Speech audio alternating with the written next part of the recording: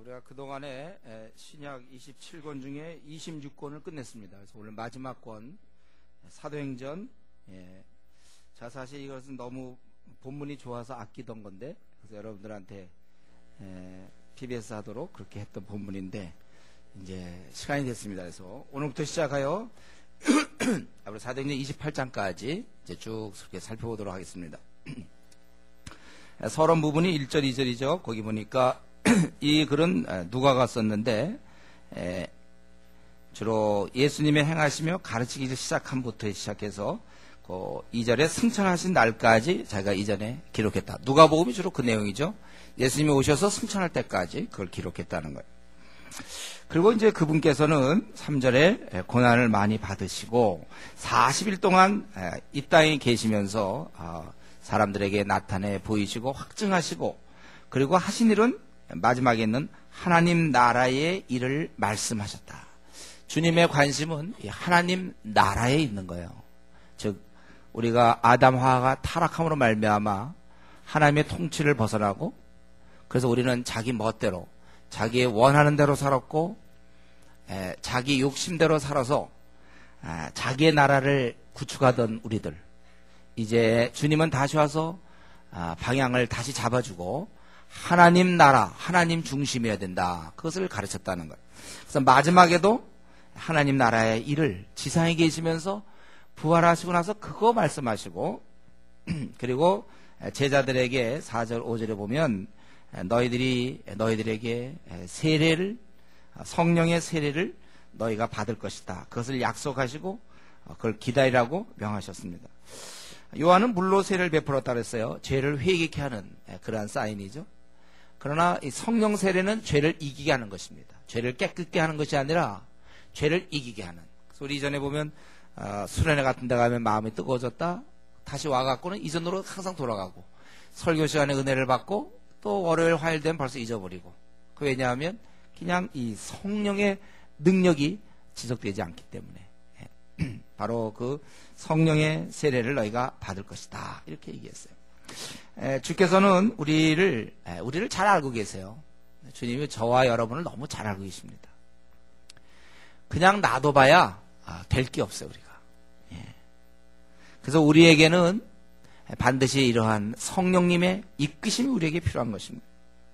우리가 뭐라고 혼자 살아갑니까? 뭐라고 우리가 자기 인생을 계획하고 우리가 이끌어갑니까? 내 생을 이끌어가고 나를 지켜주고 돌봐주고, 이 험한 세상에서 나를 지켜주고 승리하게 하실 분, 바로 성령님이시죠. 우리 애기는요, 엄마만 있으면 돼요. 우리 애기, 갓난 애기들, 엄마가 있으면 다 걔는 되는 거예요. 먹을 거 뭐 기저귀 갈아주고 뭐 이런 거는 엄마가 있으면 돼요. 이 애기가 엄마 없이 그냥 태어나면 어떻게 됩니까? 무슨 용기로 걔가 삽니까? 어쩌려고 걔가 엄마 없이 삽니까? 마찬가지로 저와 여러분은 절대로 혼자 안 돼요. 성령님께서 우리를 도와주셔야 되는 거예요. 성령의 역사. 그래서 이 말씀은요, 얼핏 보면 너희들 기다려라 명령 같지만 그것은 사실 우리의 축복입니다. 너희들을 이제 도와주신다. 성령님이 절대적이다. 로마서 할 때 기억나나요? 로마서 8장 13절. 우리가 영으로서 몸의 행실을 죽이면 살리라. 내가 어떻게 주님 앞에 제대로 삽니까? 내가 누군데? 욕심 덩어리며 음란하고 세상적이고 교만한 내가 어떻게 내가 하나님 앞에서 제대로 삽니까? 맨정신에 살 수 없어요. 우리는 하는 일마다 하나님 마음에 안 들어요. 그럴 때 뭐라고 그랬습니까? 영으로서 몸의 행실을 죽이면 살리라. 나는 안 되는데 성령님이 나를 사로잡아 주시고 나를 이끌어 주시면 나는 변화되는 거예요. 우리 신앙생활의 기본이, 핵심이 그거라고 그랬죠. 내 힘으로 하는 것이 아니라 위로부터 오는 새 힘으로 하는 것이다. 우리가 스스로 막 힘을 얻을 수 없어요. 밥도 안 먹고 스스로 막 지낼 수 없어요. 우리는 자력으로 살아갈 수가 없습니다. 음식물을 먹고 이런 걸로 우리가 영양분 얻어서 그 힘으로 영양분 섭취해서 살아가야 되는 것처럼, 여러분 우리 스스로 신앙생활 하려면 절대 안 됩니다. 신앙생활 해보려면 해보세요. 되나? 기도가 제대로 됩니까? 뭐 성경 보면 졸립죠. 안 되게 돼 있어요. 이거는 내 힘으로 하려고 해서 그러는 거예요. 새 힘으로 해야 돼요. 위로부터 오는 그 강한 힘으로 붙잡힌 바 되어서 우리가 신앙생활을 해야 되는 겁니다. 바로 그러기 때문에 이 선물의 성령은 그래서 우리 교회를 다녀도 성령님의 그런 역사가 있으면서 신앙생활하는 사람과 성령의 역사가 없이 신앙생활하는 사람은 그건 굉장히 차이가 나죠. 신앙이 정말 재미없는 거예요. 이거는 주일마다 괴로운 거죠. 이 시간에 잠자죠. 왜 옵니까? 교회 왜 나오나요? 무슨 뭐 전도를 합니까 우리가? 성경 읽는 것 자체가 따분한데 신앙생활을 할 수 없어요. 성령님이 도와주셔야 되는 거예요. 주께서 우리에게 자신은 떠나시지만 주님은 떠나시지만 성령을 주시겠다. 이제 이렇게 주님 말씀하셨고 그들이 모였을 때 이제 이따 거의 끝부분이죠. 그들이 모였을 때 예수께 여쭈 이르되 주께서 이스라엘 나라를 회복하심이 이때이니까. 아직도 정신 못 차리고 있는 제자들. 지금 때가 어느 때인데 이걸 물어보고 있습니까? 지금 성령을 주시겠다면 주님 그거 받으면 어떻게 됩니까? 또 우리가 언제쯤입니까? 뭐 이런 거는 이제 그리고 주님 가시면 우리 어떻게 됩니까? 뭐 이런 거는 되는데 아직도 이들이 묻는 건 뭐냐면 이스라엘 나라 회복하심이 이때니까. 저들 그러니까 3년 내내 바뀌지 않았어요.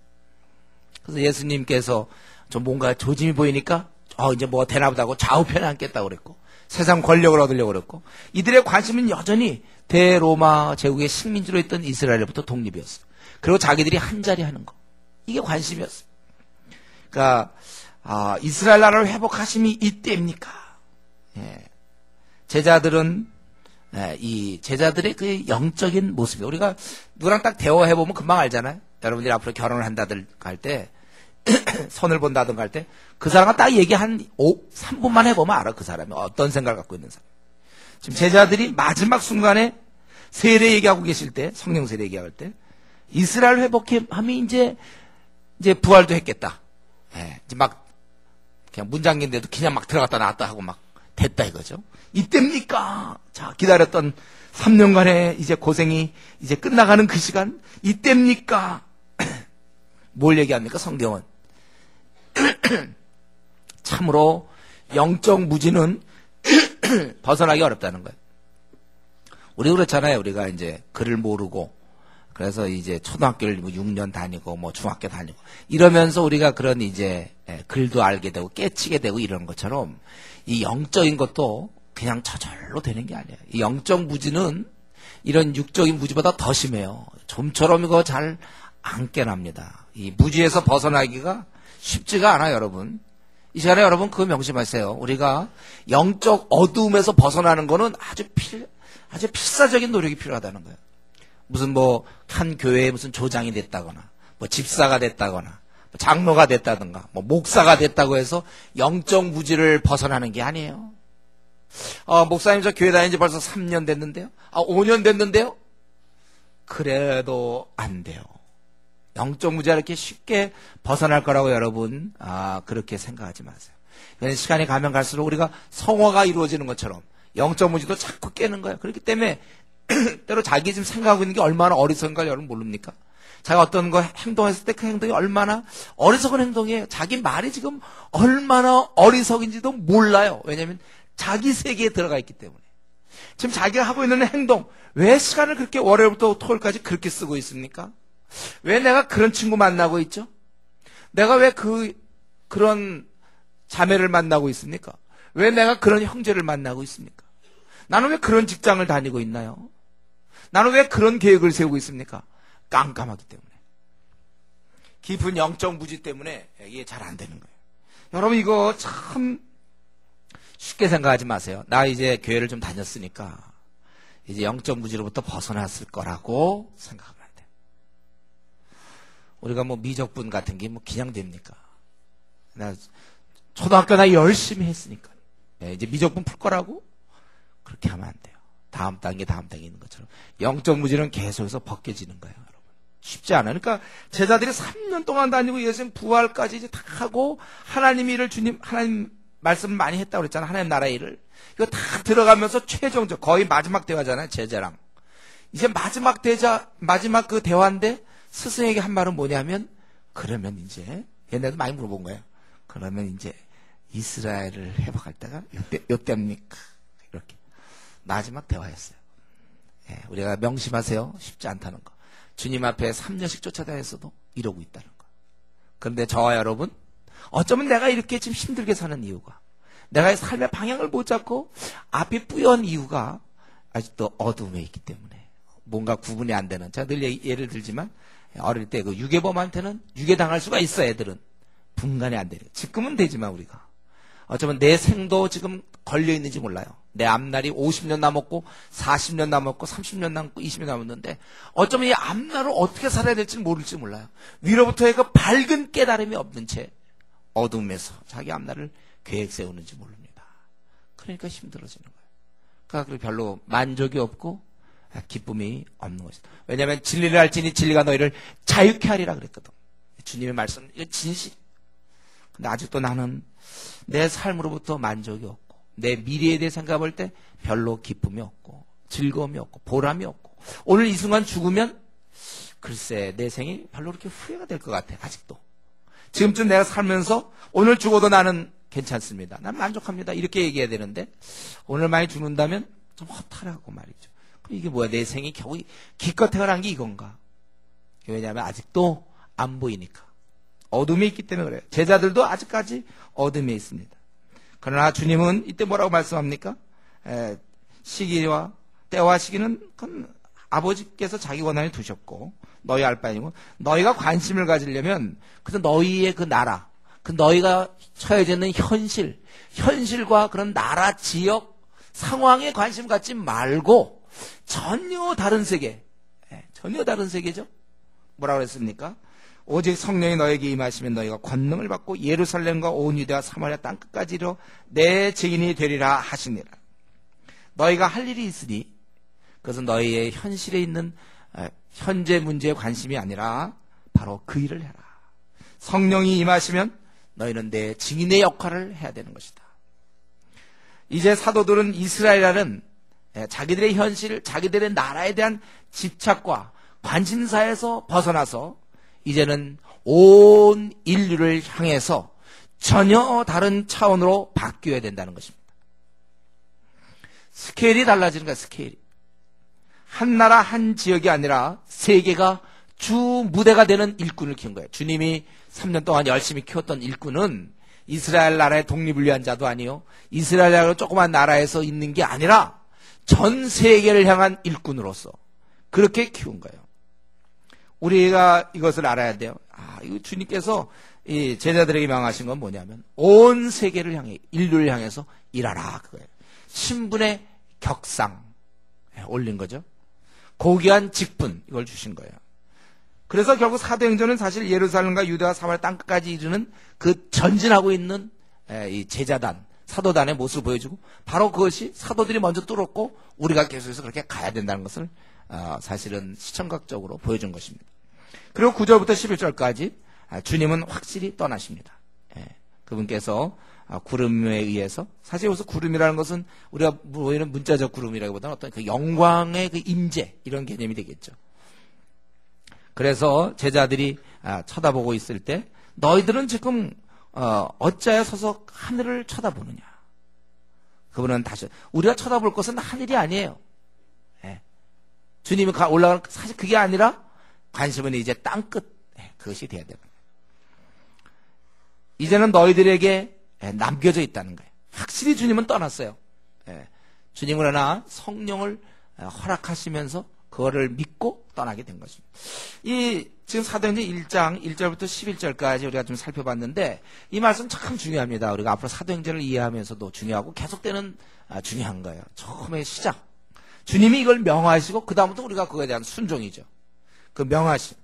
그래서 우리는 오늘 이 본문을 통해서 우리가 주님의 일꾼이 되는데, 주님의 일을 하는 데 있어서 성도로서 몇 가지를 우리가 생각할 수 있는데, 첫 번째, 우리 성도들이 살아가야 될 목표는 바로 이 하나님 나라의 확장이라는 거예요.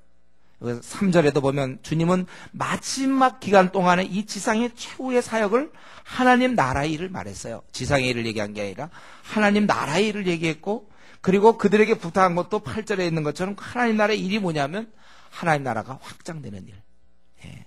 그래서 내 증인이 돼서 하나님 나라를 확장하는 그 일입니다. 이것이 바로 우리의 비전이에요. 때로 우리 비전에 대한 얘기 많이 하는데 우리의 비전이 무엇이냐? 나는 비전을 못 찾았다.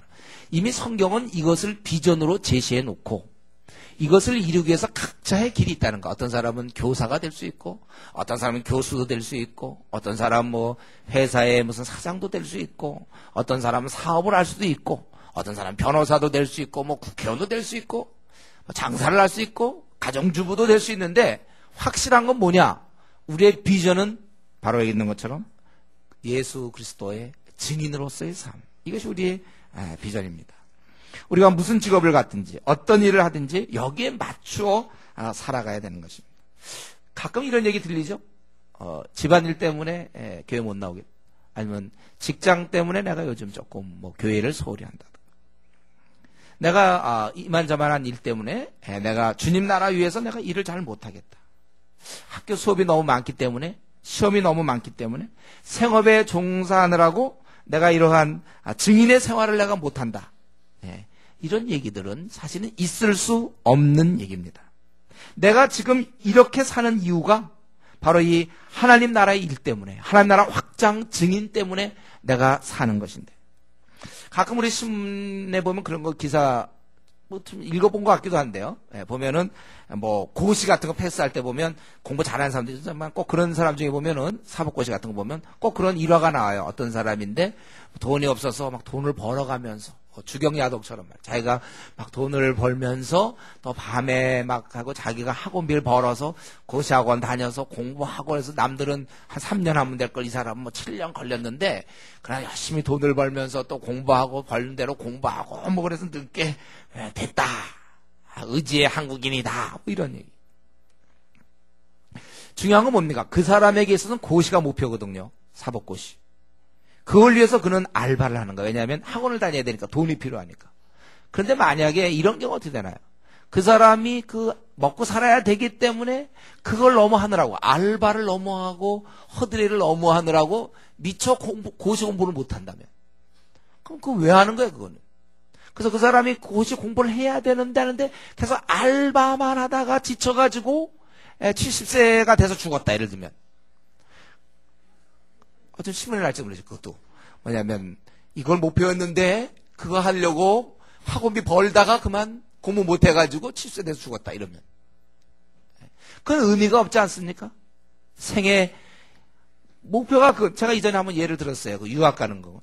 유학을 갔는데 돈이 없으니까 학비를 마련하기 위해서 접시를 닦는데 그 접시 닦다 보니까 시간이 없고 알바하다는 거 시간이 없어서 유학 간 지 10년 됐는데도 학교 아직 못 들어간.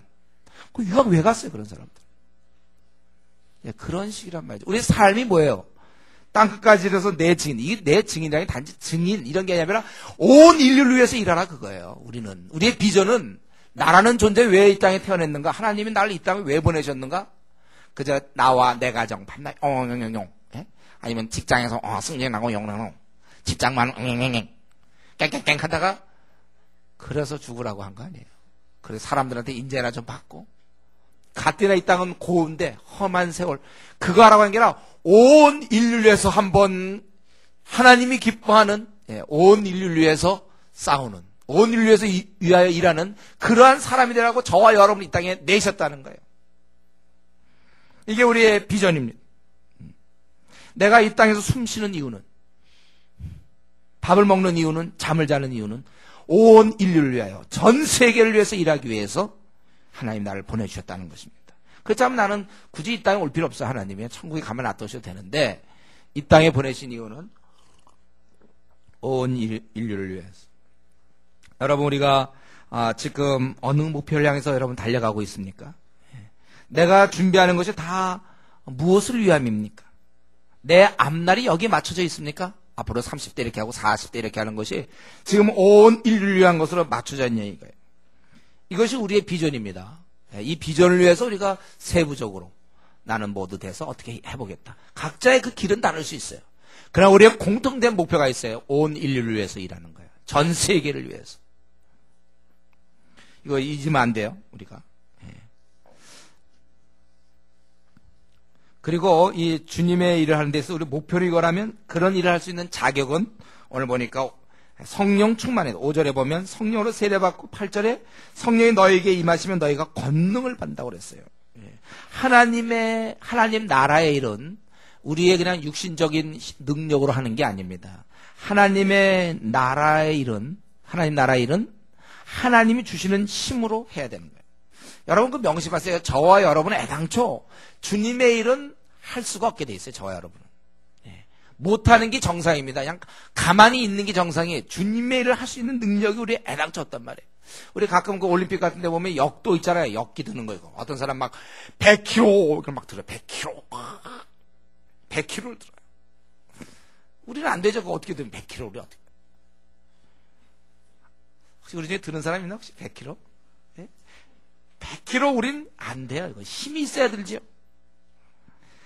그럼 우리한테 그 힘이 있어야 되는 것처럼 이 100kg 드는 일, 주님의 일, 전 세계를 향해서 일하는 사람은 주의 영이 충만해야 된다는 거예요. 주의 영이 있어야 돼. 주의 영으로 충만해야 돼. 그거 없이는 안 되는 거예요. 근데 이 100kg 드는 사람도 처음부터 애기 엥 울면서부터 막 드는 게 아니라 이제 꾸준히 노력을 하고 운동을 한 거잖아요. 물론 체력도 좀 있었겠지만 그래서 막 중학교, 고등학교 때 막 근육 운동하고 막 해서 역도 선수로 나가서 막 하다 보니까 막 60도 들고 70도 들고 막 하다가 나중에 100도 막 들고 이제 이러는 거죠. 요즘 세계 신기록 얼마인지 모르지만 확 든단 말이에요. 100kg. 그만큼 그는 이제 근육을 발달시켜. 우리는 뭐예요? 근육을 안 발달시켰죠. 그러니까 못 들죠, 우리는. 이게 똑같아요. 우리가 교인이라 해도 어떤 사람은 교인이지만 성령의 그 능력을 개발시키지 않은 사람들이 있어요. 그리고 어떤 사람은 성령의 능력이 정말 그 안에 충만하도록 계속해서 경건의 훈련을 한 사람이 있단 말이에요. 훈련한 사람과 훈련하지 않는 사람, 이 교회에서도 차이가 있다는 것입니다. 여러분 이 시간에 한번 생각해 보세요. 자기 인생을 생각해 볼 때 내 인생은 지옥에서 구원받는 것, 그 정도로 멈출 것인지 아니면 주님께 사용돼서 한번 전 인류를 위해서 한번 일해볼 것인지 여러분의 결단입니다. 여러분의 결단이에요. 그는 전적으로 성령 충만으로 달려져 있는 거예요. 아주 방법은 간단해요. 여러분 지금 내 생이 벌써 나는 지금 70세입니다. 60세입니다. 나는 인생 다 산 것 같습니다. 아니에요. 성령이 임하시면 되는 거예요. 성령이 임하시면 권능을 받아서 된다고 그랬어요. 나이를 여기서 불문하죠. 나이는 관계가 없는 거예요. 자라온 배경도 관계가 없어요. 성령이 임하느냐 임하지 않느냐, 성령의 권능이 그 안에서 꿈틀거리느냐 그렇지 않느냐, 바로 그 차이라는 것입니다. 우리 중고등 시절에 그런 거 있잖아요. 같은 학교를 다니고 같은 반이고 같은 문과고 같은 이과인데 공부 잘하는 학생이 있는 반면에 공부 못하는 사람이 있죠. 그거 어떻게 설명하죠? 물론 머리에 문제도 있을지 몰라요. 그래서 자기가 공부 안 하면 못하는 거예요. 똑같아요. 신앙생활도 같은 교회를 다녀도 성령 충만한 사람, 정말 그는 참 주를 위해서 이런 의욕이 있고 열정이 불타오르고 막 그런 반면에 또 어떤 사람은 같은 교회를 다녀도 성령이 충만하지 못한 사람, 이게 쭉 기운 빠져 있어요. 같은 나이라도 어떤 사람은 힘없는 이런 사람이 있고 어떤 힘 있는 사람이 있듯이 성령 성경에는 뭐라고 했습니까? 소멸, 성령 충만과 성령 소멸을 얘기하고 있지 않습니까? 그도 원래는 성령이 있는데 거의 사용하지 않으니까 거의 사용하지. 우리 그 바디빌딩 하는 사람들 보면 막 이렇게 근육들 막 나오지 않습니까? 원래 우리는 뭐 그런 근육이 있는지도 모르는데 뭐 별의별 게 다 나와요. 하도 막 하는 거 다 나와. 그런 게 나오잖아요. 그들은.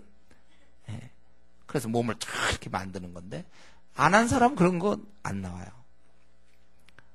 그건 우리에게 달려져 있어요. 내가 성령 충만할지 성령이 소멸될지는 본인들의 결단입니다. 목사님, 그럼 어떻게 우리가 성령 충만합니까? 간단해요, 여러분. 성령 충만할 수 있는 제일 기본적인 뭐예요? 죄를 회개하라고 그랬잖아요. 내가 그동안 음란한 마음을 품었습니다. 용서해 주십시오. 그동안 내가 누구를 미워했습니다. 내 친구를 미워하고 또는 가족일 수도 있고 직장에 있는 동료일 수 있고 학교에 있는 선후배일 수 있는데 아니면 교회 내에서 또 때로는 뭐 목회자일 수도 있고 조장일 수도 있고 조언일 수도 있다고 상상이거든요. 누구에게나 우리가 아는 사람은 다 미움의 대상이 될 수 있다고 그랬어요. 우리가 내가 그를 미워한 것을 용서해 주시고 내가 욕심 부린 거 용서해 주시고 내가 돈의 관계가 깨끗이 못한 거 용서하시고 나에게 그 욕심이 많은 거 용서해 주시고. 여러분, 이 죄를 회개해야 돼. 그래야 성령이 임하는 거예요. 성령 충만은 그거예요. 그래야 그 사람이 하나님 나라의 일꾼으로 사용되는 겁니다. 자기 죄를 용서를 구하고 끊임없이 말씀과 기도로 경건의 연습을 한 사람. 그래서 처음에 단계가 점점 올라가는 것이죠. 우리가 얼마든지 운동해서 내 근육을 나오게 할 수 있는 것처럼, 그리고 얼마든지 내가 노력하여 경건의 연습. 여러분이 무엇 때문에 하루에 1시간씩 기도합니까? 우리가 무엇 때문에 이렇게 늘 성경을 연구하죠? 이러한 무엇 때문에 우리가 전도합니까? 이런 걸 통해서 우리가 점점 성령 충만해질 거예요. 성령 충만은 우리가 아는 대로 폐활량과 같다고 그랬죠. 어떤 사람은 숨을 들이키고 금방 못 견디는 사람이 있고, 해녀들은 말이죠, 몇 분씩 숨 안 쉬고도 살잖아요. 처음부터 우리 같으면 막 금방 죽을 줄 모르지만 그만큼 계속해서 연습이 되는 거예요. 성령의 능력도 권능도 그에 따라서 많이 큰 권능을 가진 사람과 조금씩 이렇게 차이가 날 수 있어요. 계속해서 연습함으로 우리가 성령 충만해야 되는 거예요. 철저한 죄회개. 여러분, 내가 하나님이 나를 다 보고 계시는데 내가 음란한 마음 품은 거, 내가 돈에 대해서 지저분한 거, 깨끗하지 않은 거, 아니면 욕심을 내는 거, 사람을 미워하는 거, 또 거짓말하는 거, 그 성령 하나님이 다 보고 있는데 그걸 가지고 내가 주님께 사용될 걸 생각합니까? 사람들한테는 요즘 뭐 대선 전국을 보니까 막 진짜냐 가짜냐 하여튼 그걸로 지금 하잖아요. 근데 사람의 눈은 속일 수 있다. 하나님은 다 한단 말이에요. 그러면 우리가 만약에 다 가짜 그러면 맡기겠습니까? 하나님도 마찬가지예요. 우리를 좀 쓰고 싶은데 본인이 더러움으로 가득 차 있고 음란함과 거짓됨과 미워함으로 가득 타면 어떻게 쓸 수 있냐 이거죠. 그러니까 우리는 걸 토해내야 돼요. 주님, 깨끗이 써야 돼. 네, 깨끗이. 여러분, 만약 누구 선 보러 갈 때 막 지저분하게 한 5일씩 세수도 안 하고 그러고 가서 만나겠습니다. 깨끗이 하고 만나야 뭐 손에 뭐 어떻게 되든지 안 되든지 할 거 아니에요. 하나님 앞에 우리가 사용되지 않는 이유는 왜 하나님 나를 사용하지 않는가? 죄가 있기 때문에, 더러움 때문에. 이 더러움을 버려야 돼요. 저는 우리 교회 공동체가 이 더러움들을 다 내버려야 돼요. 깨끗해질 때 하나님에게 부흥을 주시고 우리가 한 시대 일꾼이 될 수 있는 것입니다. 그리고 우리가 이 죄를 회개했으면, 깨끗해졌으면 채울 게 있어야죠. 바로 말씀과 기도 생활을 통하여 경건의 연습을 통하여 우리가 이제 점점 더 충만해지는 것입니다. 여러분, 이러한 성령 충만, 여기도 보면 그냥 멀쩡하게 있는 사람들 보고 땅끝까지로 내 증인이 되라 이렇게 얘기하지 않았어요. 우리 주님께서는 뭡니까? 그러면 우리는 너무나 힘든 거예요. 이 일은요. 땅끝까지로 증인되는 거는 너무 힘든 거예요. 차라리 이런 거 그냥 권능을 받고, 아니 그냥 예루살렘을 위해서 일해라 이러면 그건 좀 해볼 만하죠. 근데 우리는 땅끝까지 부담되는 것입니다. 자기 문제에 빠져서 우리가 나올 수조차 없는데 땅끝까지, 이거는 딴 사람한테 알아보는 거야. 딴 사람 보고 알아보는 거야. 우리는 이 성령의 도우심을 받아야 되는 거예요. 그리고 역으로 성령의 권능이 내 안에 충만하면 오히려 예루살렘은 오히려 부담되는 거예요. 너희가 성령의 권능을 받고 너희 지역 동네를 책임져 달라. 이러면 이건 더 힘든 명령이죠, 이거는요. 성령이 충만하고 권능이 있는 사람들은 이 예루살렘 갖고는 숨이 안 차는 거예요.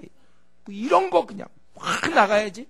뭐 우리 나라, 나와 내 가정, 우리 교회, 서울 요 서초구 요거를 책임지라.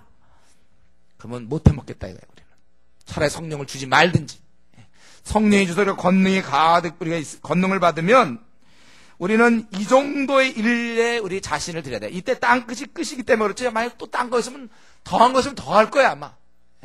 막 우주선이 있어서 막 우주에도 막 사람 살고 있으면 우주선까지 다 할지 몰라요. 땅끝까지 전 모든 걸 해라 이거죠. 성령이 권능이 임하시면.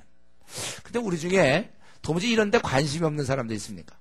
뭐 이슬람 지역 모슬렘의 11억이 어떻게 되고, 뭐 힌두교 8억에 관심도 없고, 아시아프리카에 지금 98%가 주님 알지 못하고 어두움에 잠겨, 도무지 이런 데 관심 없는 사람은요, 어쩌면 아직 그는 성령의 역사가 그의 삶에는 작동이 안 되고 있는 거예요. 그러니까 관심이 없죠. 정말 우리가 이 성령의 권능을 받으면 오히려 땅끝, 이게 맞는 거예요. 이게 해볼 만한 일이에요.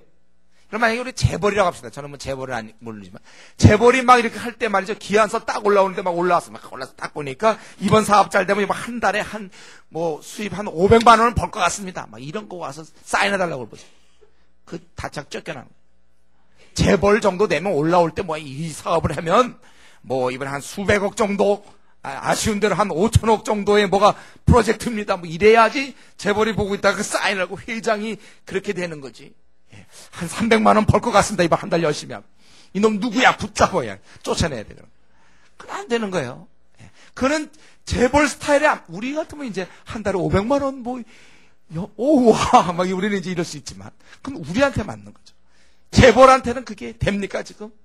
막 삼성, 뭐 LG, 뭐 이런데, 그냥 그 회장들한테, 총수한테 기한 올려가지고, 두들겨 맞는 거예요. 그러니까 우리가 나갈 수 있는 방법도 여러 가지죠. 그런 거 기한 올리면 이제 쫓겨날 수 있어요. 몇 천만 원도 안 될 거야. 몇 천만 원 버는 거, 그런 건 안 되는 거예요. 마찬가지, 우리가 성령의 능력, 온 우주를 다스리는 전능자, 성부, 성자, 성령, 거룩한 삼위일체, 그 중에 한 분께서 내게 임하셔서 권능을 주는데 기껏 내가는 게 예루살렘 서초구 일대를 변화시키자. 아니면 나와 내 가정이 좋사오니, 그거는 안 올려요. 성령의 권능이 충만하면 땅 끝까지 가야 되는 거예요. 이 정도는 해야 하지. 이 정도 돼야지 하지. 어디 시시해서 할 수 있겠습니까? 여러분, 이것은 오히려 우리를 풀어주는 거예요. 이걸 정말 우리 아주 에너지 넘치는 우리 형제들 말이죠. 그거 한 군데다 모아놓고 우리 수련회 같은 거 할 때 모아놓고 계속 막 강의하고 그러면 아주 답답해서 못 견디는 거예요. 빨리 나가서 막 족구도 막 답답해. 어떤 때는 막 축구 막 뛰어야 돼. 막 에너지 쫙 발산해야 돼. 힘이 넘치고. 축구화도 신고 그래. 그냥 확 뛰어야 되는데 그 막 족구하자 이러면 왠지 좀 답답할 수 있어요. 물론 족구할 때 뻥뻥 까면서 하는 사람도 있긴 있어요. 그래서 아주 답답한 거예요. 그거는요. 자기에게 맞는 성령의 권능이 임하면 한 시대를 바라보고 한 세계를 바라봐야지. 그냥 나와 내 가정에, 우리 직장에, 우리 나라 도망, 뭐 우리나라 이거 조그만 나라 이거 뭐 이런 걸 상대합니까, 여러분? 제가 얘기하지만 우리나라에서 그만 살 생각하라고 그랬죠, 제가. 뭐 우리나라에 이렇게 오래 삽니까, 여러분? 조그만 나라에 태어나가지고 세계를 향해서 나가야지요. 우리 주님께서는 사실 이 말씀은 참 우리를 아주 그냥 업그레이드 시킨 거예요, 우리를요. 너희들의 삶이 그렇게 너가 그래 그 정도밖에 안 되냐 그거죠. 성령의 권능을 성령이 말씀 너희가 권능을 받아서 저 땅 끝까지. 그래서 우리 바울 사도 같은 사람이 그렇게 살았잖아요. 그리고 그 이후에도 수없이 그렇게 하고 지금도 마찬가지로 성령이 임하시면 이거 오히려 이런 데라.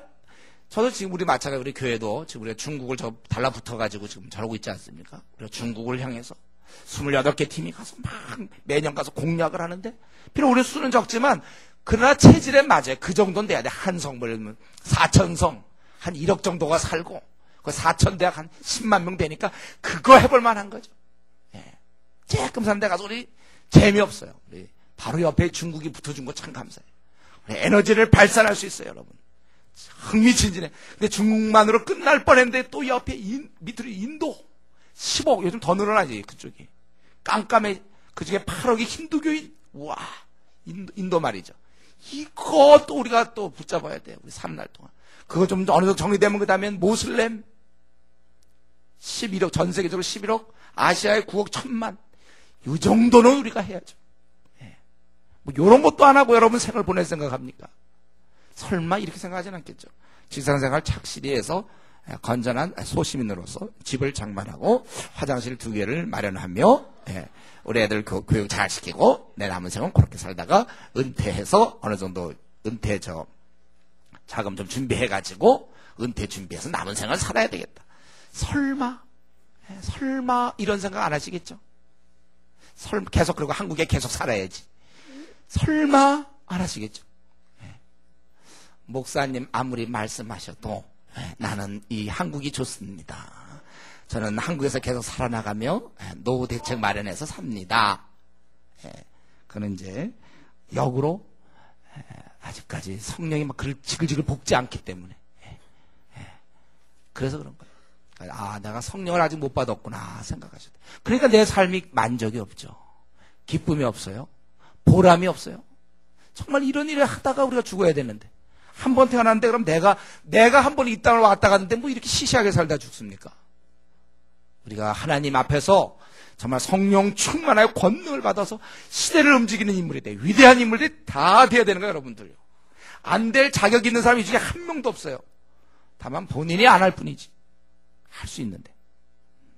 그래서 만약에 그러면 좋습니다. 오늘부터 됐어요. 오늘부터 여러분 1시간씩 우선 기도하세요. 변화가 일어나는 거예요. 이제 삶의 변화가. 자칫 잘못하다 여러분 정말 너무 평범하게 살다 죽을 수 있어요. 자칫 잘못하다 기껏 직장생활을 하다가 죽을 수 있다니까요. 기껏 직장생활 하다가 죽는다니까 우리가. 어떻게 이렇게 억울할 수가 있어요. 세월은 가고 있는데. 억울해서 저는 청년 시절에 그랬어요. 내가 억울해서 그렇게 못 살겠다고 그랬어요. 하나님 앞에. 난 그렇게 못 살겠어요. 그리고 오늘 이 말씀을 통해서 우리가 하나 더 생각은 뭡니까? 우리가 이 주님이 다시 오심, 이것이 우리가 하나님의 일을 하는 사람들의 지속적인 동기부여입니다. 주님이 다시 오신다는 사실.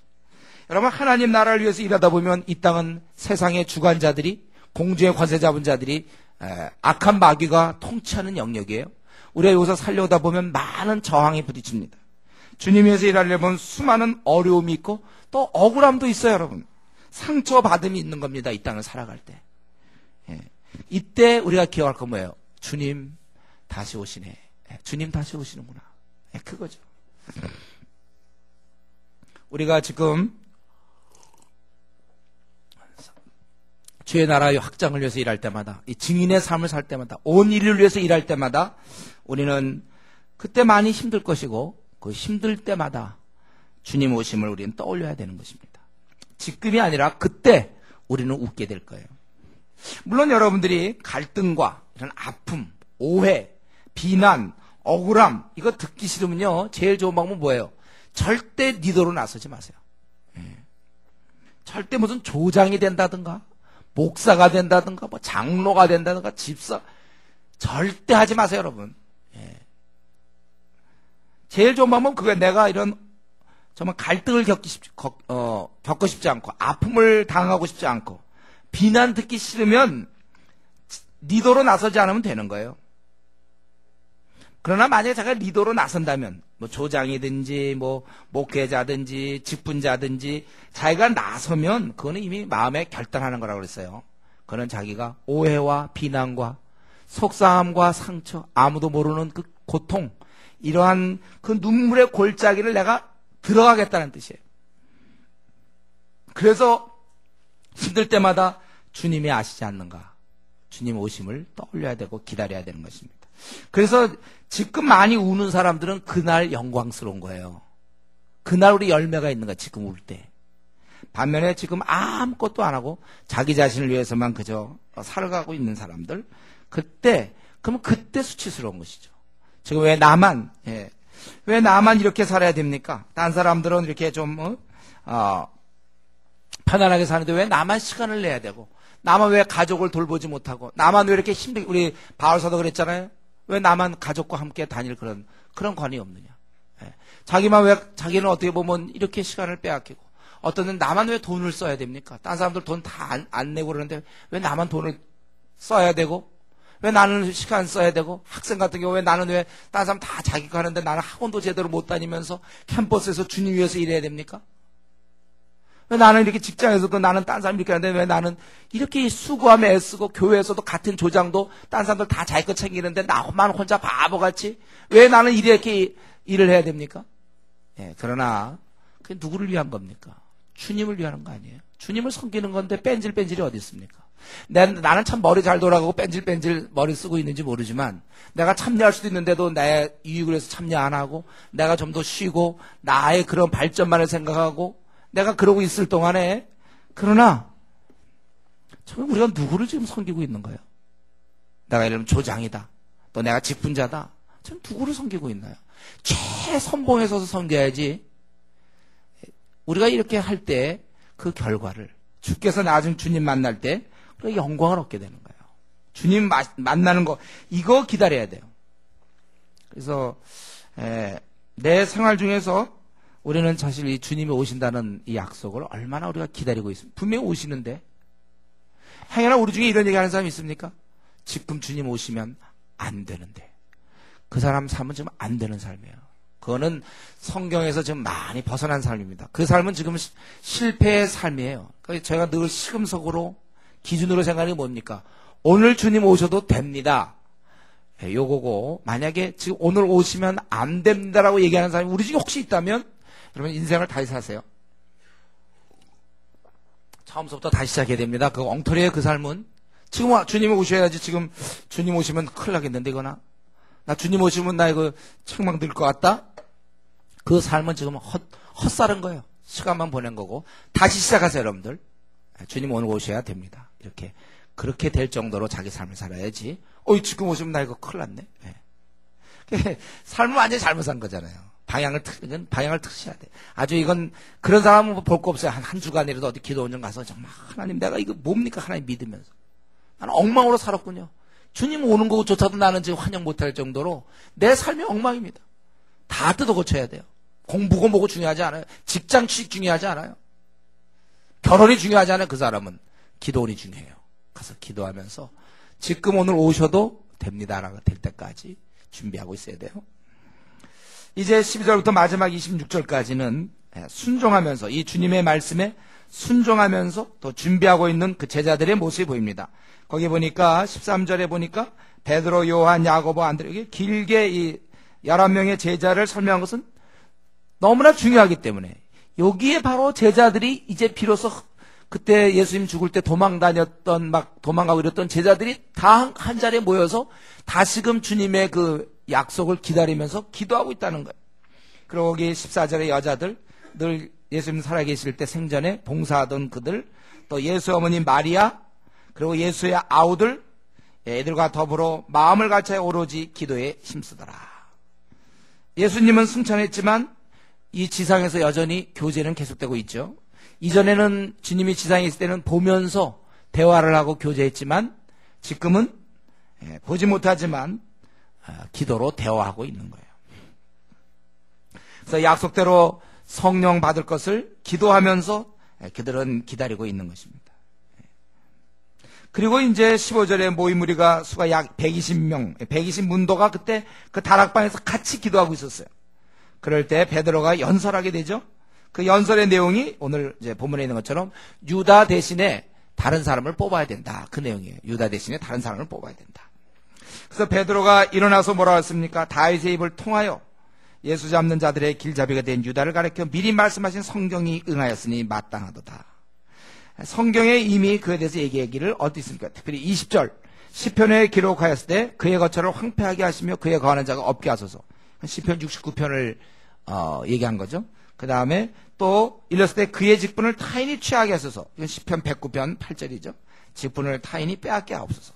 이 말씀을 통해서 이제 유다 대신 딴 사람을 뽑아야 된다. 이게 베드로의 연설이죠. 근데 그 유다에 대해서 얘기하기를 그 18절에 보면 이 사람, 우리 유다가 과연 부인한 다음에 예수님을 팔아먹은 다음에 어떻게 됐을까? 그런데 오늘 본문에 나와요. 이 사람이 불의의 싹으로 18절에 밭을 사고 후에 몸이 곤두박질하여 배가 터져 창자가 다 흘러나온지라. 이 일이 예루살렘에 사는 모든 사람에게 알려져 그들의 말로는 그 밭을 아겔다마라 하니 이는 피밭이라 뜻하니라. 공의로운 하나님께서 정말 이렇게 무고한 의인을 팔아먹었던 그를 비참하게 만드시고 그래서 그 사람들이 다 예루살렘 사람들이 다 알 정도로 어떻게 죽음이 이렇게 비참합니까? 몸이 곤두박질하여 배가 터져 창자가 다 흘러나왔다. 비참한 죽음을 당하게 돼요. 우리 이것에 대해서는 또 우리 마태복음 27장에 보면 어떻게 되어 있어요? 이건 그래서 어떤 사람은 이제 성경에 오류가 있다 이렇게 얘기하는 사람도 있죠. 마태복음 27장에 보면은 이때 3절부터 10절까지 보면 유다가 은을 성소에 던져 물러가서 스스로 목매어 죽었다 이렇게 돼 있어. 5절에 27장 5절에. 그러면 목매어 죽는 것과 이렇게 몸이 곤두박질하여 배가 터져 창자에 다 흘러나온. 그럼 이제 모순 아니냐 성경에. 여러분 성경에 이런 식으로 오류가 그러니까 오류가 많다고 얘기하는 사람들이 많이 있습니다. 그러나 이것은 우리가 얼마든지 우리가 이 자세한 사항은 알 수 없어요. 우리가 그러나 우리가 한 두 가지 정도 우리 가능성이 있죠. 하나는 정말 그가 목매달았는데 무슨 뭐 나뭇가지든지 뭐 어떻게 매달는지 모르지만 그 떨어져 갖고 그 떨어져서 어떤 그 상태 곤두박질 해가지고 이렇게 배가 터져 창자가 흘러나오는 이런 상태가 될 수도 있는 거고 또 한 가지 이제 한 가지 가능성은 그 목매달았다 원래 이것이 원래 자살했다는 관용어법이거든요. 자살했다. 보통 자살했다를 목매됐다 이런 말로 쓰고 있어요. 그 사무엘하 17장 23절에도 같은 내용입니다. 그런데 혹시 그 자살을 할 때 그가 어떤 높은 데서 뛰어내렸는지 그건 잘 모르겠어요. 우리는 이런 걸 가지고 우리가 성경에 막 오류가 있다든가 이렇게 얘기하면 되죠. 이런 식의 그 성경에 이런 부분들이 많이 있어요, 여러분들. 그건 우리가 잘 앞으로 해석하면 되겠고. 어쨌든 여기서 중요한 거 아니에요. 어쨌든 유다는 죽었고. 그래서 유다 대신 한 사람을 뽑아야 된다. 21절, 22절. 그래서 그 자격 조건이 요한의 세례부터 승천한 그날까지, 올라가신 그날까지 함께 출입했던, 그러니까 늘 예수님에 대해서 배우고 알았던 사람 중에 특별히 예수께서 부활하심을 증언할 사람, 그런 사람을 뽑아야 된다. 어떤 착한 일 하거나 나라를 위해서 일하거나 어떤 구제 사업에 힘쓰는 이런 그런 사람을 좀 뽑는 게 아니라 주님의 증인이 지금 필요한 거예요. 그래서 두 사람을 추천했는데 하나는 바사바라고도 하고 별명은 유스도, 라틴어로 유스도고 히브리어로 바사바인데 그 사람은 요셉이요, 하나는 마띠아라. 그러니까 이것은 이들의 사람을 셀 때 분별력을 가지고 수많은 사람들이 그냥 제일 뽑은 게 아니라 충분한 분별력 가지고 이 두 사람 중에 한 사람 되면 될 거다. 인간의 힘이죠. 그거 인간의. 그러고서 기도하는 거예요. 하나님, 무사람의 마음을 아시는지요. 이 두 사람 중에 누가 주님께 택하신 바 돼요. 이런 거 볼 때 그 당시 그 초대 우리 사도들은 말이죠. 하나님이 각 사람에 대한 계획을 갖고 있다는 걸 알고 있는 거예요. 하나님의 이게 있어요. 하나님이 우리를 절대로 저와 여러분 이렇게 실수로 내보낸 게 아니라고 그랬죠. 다 계획이 있단 말이에요. 누가 이런 일에 합당한지를 보여주십시오. 그리고 유다는 이 직무로 제 곳으로 갔나이다. 그래서 제비를 뽑았어요. 그리고 제비를 뽑았는데 그래서 마띠아를 얻으니 그가 11 사도수에 들어가니라. 제비 뽑는 방법은 구약 방법입니다. 지금 우리 신약에서는 안 하고 있어요. 아직 성령이 임하기 전 우리의 분별력이 더 밝기 전에 그때는 우리가 이걸 우리가 같이 교회에서 갑자기 집사 뽑을 때 막 제비 뽑았고 막 뽑고 이런 건 안 하죠. 그렇죠, 여러분? 그럼 안 하는 거예요. 충분한 분별력. 이후에는 그래서 그 다음엔 제비가 없어요. 우리가 기도하면서 뽑는 건 맞아요. 기도하면서 충분한 분별력 가운데 이 사람이 집사가 되면 좋겠습니다. 이 사람이 우리의 장로가 되면 좋겠습니다. 이 사람이 뭐가 되면 좋겠습니다. 이 사람이 팀장이 되면 좋겠습니다. 이런 충분한 우리가 분별력을 가지고 뽑는 것이다. 우리 여기 보면 왜 굳이 이렇게 행정적인 보완을 했어야 됩니까?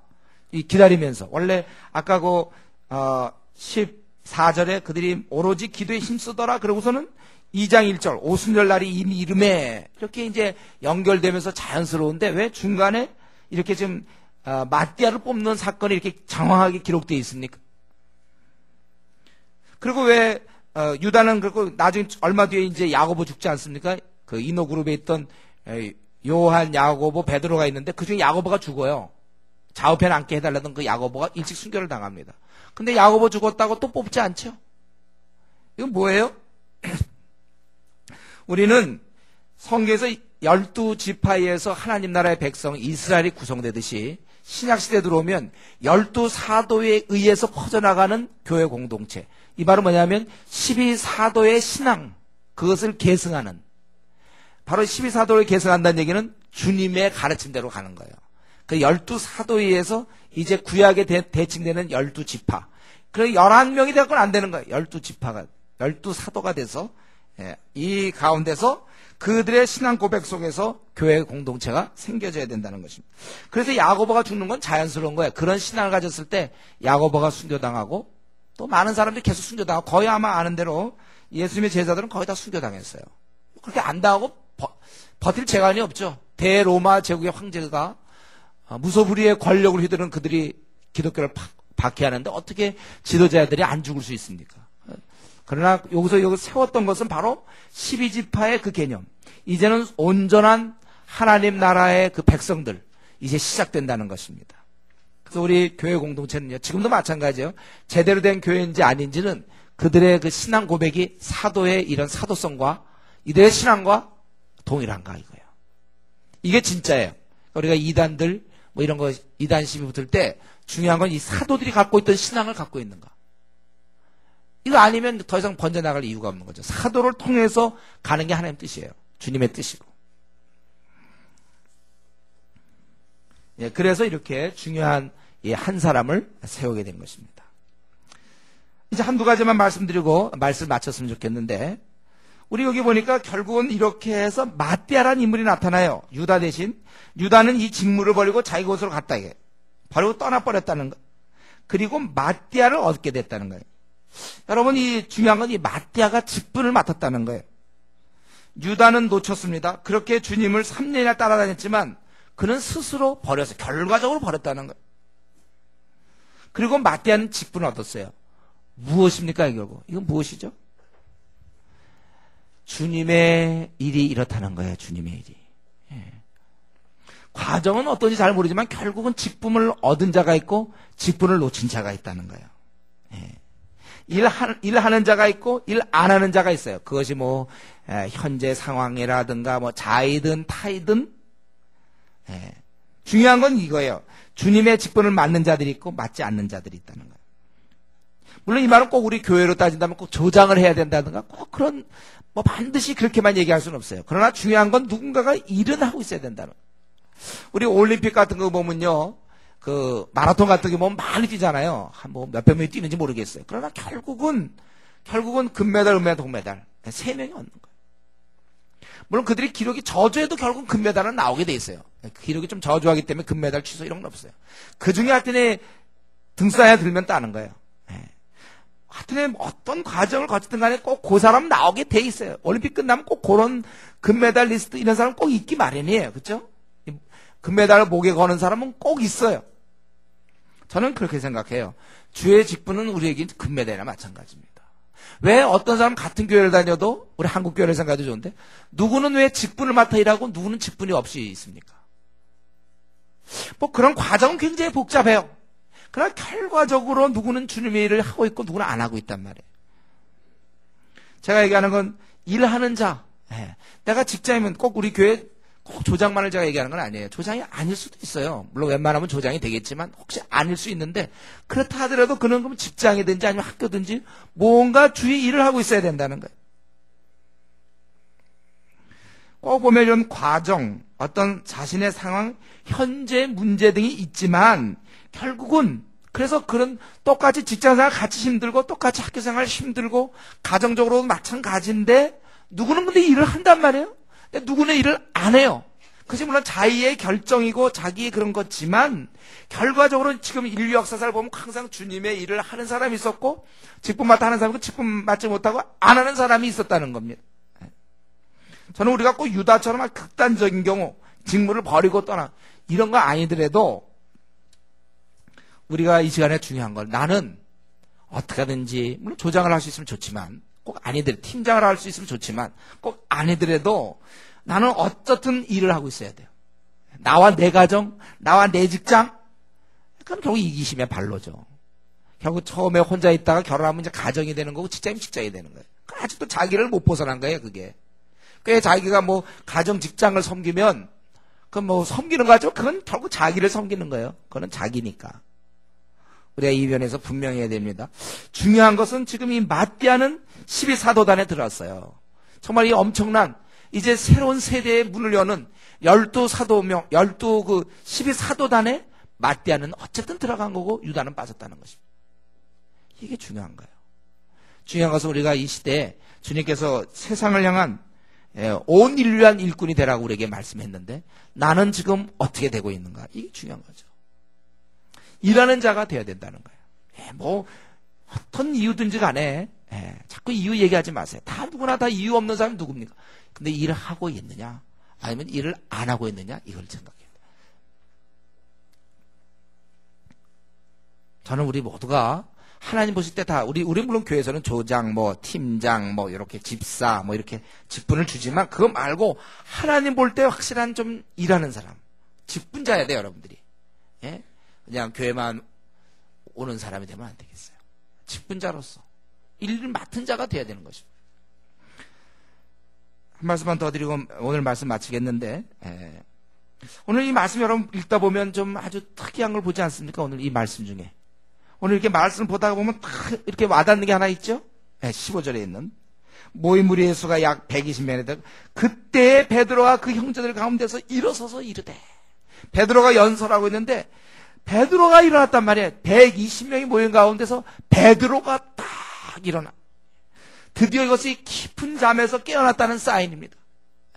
베드로가 이제 일어나서 자기가 이 성경에 대해서 언제 성경을 이렇게 연구했는지 모르지만 시편 막 69편 아까 우리 살펴봤던 거 저도 잘 기억이 안 나는데 시편 69편 또 109편 그 구석에 있는 걸 막 끄집어내가지고 그래서 이제 유다 대신 누구를 세워야 된다.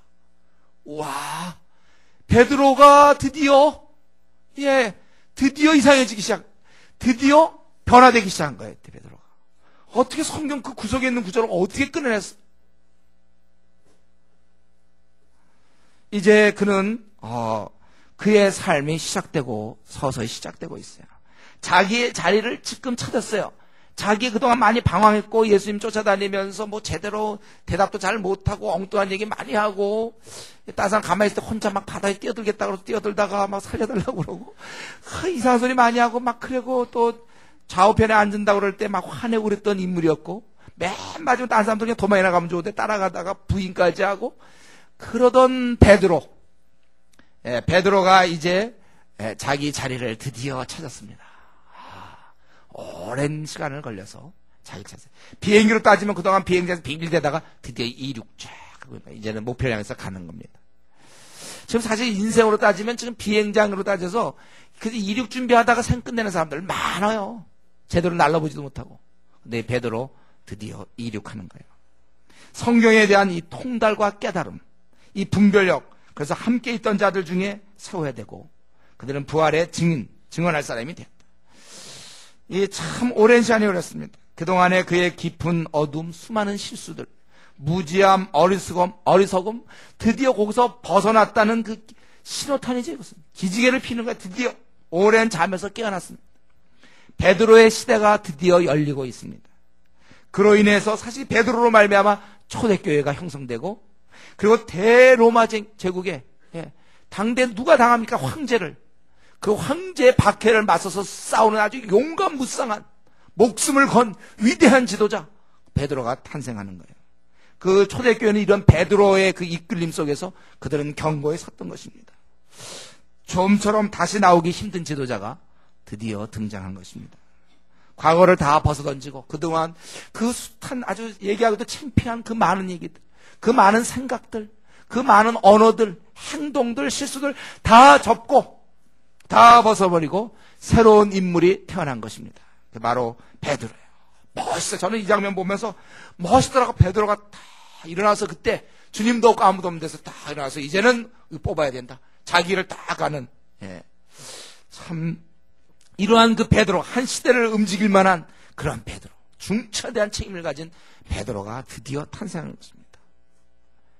참 오랜 시간이 걸렸지만 베드로가 일어섰어요.